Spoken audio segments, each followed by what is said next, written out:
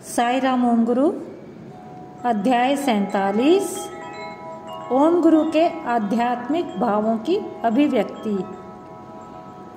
हमारा जीवन एक वृत्त के समान है जिसका कोई और छोर नहीं होता।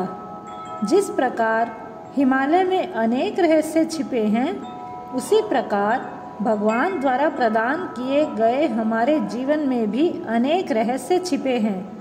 सबसे बड़ा रहस्य यह है कि इस पृथ्वी पर हमारा व्यक्तिगत रूप से रचना के पीछे का उद्देश्य क्या है। ईश्वर ने किसी को भी ऐसे ही नहीं रचा। न केवल मनुष्य बल्कि जीव जंतु और तो निर्जीव वस्तुएं, सबके अस्तित्व के पीछे कोई न कोई लक्ष्य अवश्य होता है। वन में पेड़ से पत्ते झड़कर पक्षियों के नवजात बच्चों का बिछौना बन जाते हैं जब वे घोंसलों से नीचे गिरते हैं। एक तमिल कवियत्री औवैयार के अनुसार मानव जीवन पाना अति दुर्लभ है। सबसे पहले घास के रूप में जन्म लेना पड़ता है, फिर कीड़े मकोड़े बनकर, तत्पश्चात पौधे, पेड़ और तरह तरह के जानवर। मनुष्य जन्म की पुनर्प्राप्ति केवल पुण्य कर्मों से ही संभव है। सिखों के पहले गुरु नानक देव जी ने अपनी वाणी द्वारा संदेश देते समय बताया कि मनुष्य जीवन की पुनरावृत्ति के लिए 84 लाख बार अलग अलग प्राणियों के रूप में जन्म लेना पड़ता है। संत कबीर ने अपने एक दोहे में कहा है, दुर्लभ मानुष जन्म है, देह न बारंबार, तरुवर जो पत्ता झड़े, बहुरी न लागे डार। भगवत गीता में भगवान श्री कृष्ण का भी यही कथन है कि अनेक बार जीवन मृत्यु के चक्र से गुजरने के बाद मनुष्य जीवन प्राप्त होता है। हम अगले कई वर्षों बल्कि कई पीढ़ियों के लिए योजना बनाते रहते हैं, जबकि कटु सत्य तो यह है कि अगले क्षण का भी हमारे जीवन को लेकर भरोसा नहीं किया जा सकता।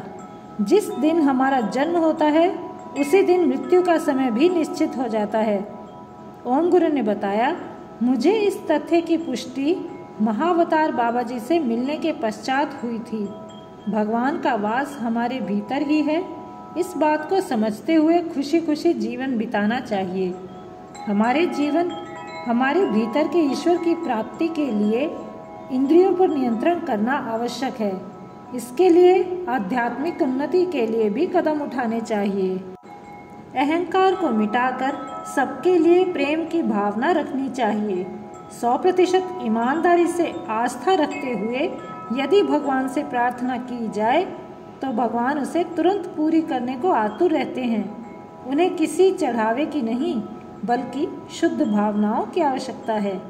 सर्वेश्वर भगवान ही करता है, वही कर्म है।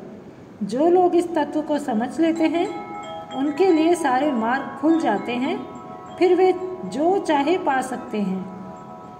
अपनी आध्यात्मिक यात्राओं के समय विभिन्न महात्माओं से मुझे यही सीख मिली है।